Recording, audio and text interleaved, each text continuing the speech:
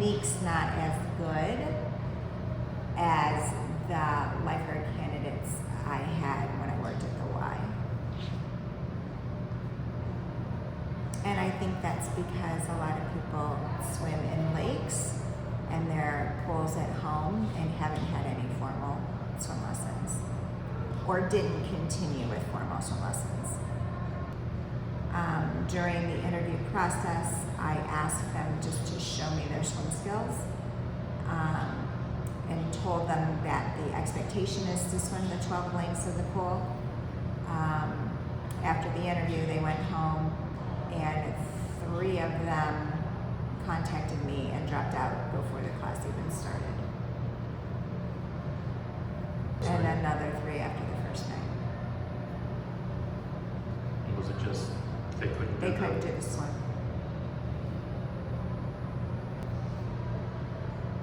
We were fortunate last summer. We were fully staffed, but I didn't have anybody. If somebody was out sick or on vacation, I was lifeguarding, and Cole was lifeguarding to pick up the slack, and people were working more hours than they had really wanted to. So burnout was a big thing last summer. And I'm hoping this year I will have enough staff that won't happen, provided I have more people that want to become lifeguards within the next couple of weeks.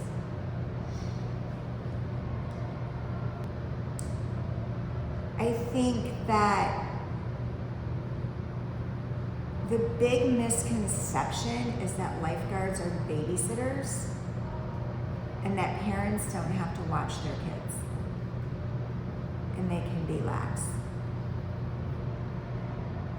So we don't have a rule that parents can't be on their phone, but truly when parents are on their phone, they're the first line of defense, because they're only watching their child, or should be only watching their child.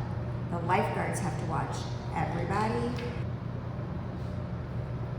It can be scary, and I can't even imagine how scary, as someone who's just old enough to have a job, being told that if you do your job wrong, it could cost someone their life.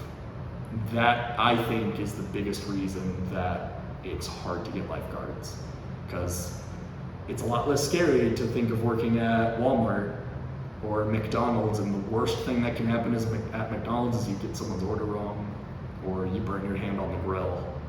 It's a little less scary than someone's life is at stake. I feel like over the course of watching the Red Cross videos, I genuinely like being a person who saves lives. You have to be willing to notice when an emergency is happening and have no fear, again, having confidence to get in the water and retrieve anyone and everyone. And after somebody makes a rescue, we make a big deal about it, and they're heroes, and because they are. They save someone's life, or they save them from having something worse happen to them. Patrons coming here don't really think about the lifeguards other than, oh, that's the person that whistles at me when I run.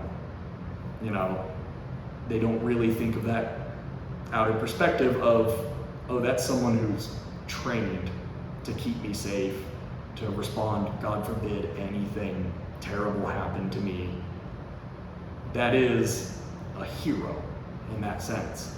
And not to say I feel like a hero, but the guards do feel that way sometimes, because when a kid's struggling and is about to become a victim, they'll hop in, pull them up to the shallow end, find their parents, make sure everything's okay, and you can tell how it changes the emotions and the feelings of those lifeguards, because they'll seem more confident. They will exude this type of confidence from them because they feel proud of the fact that they did something so important.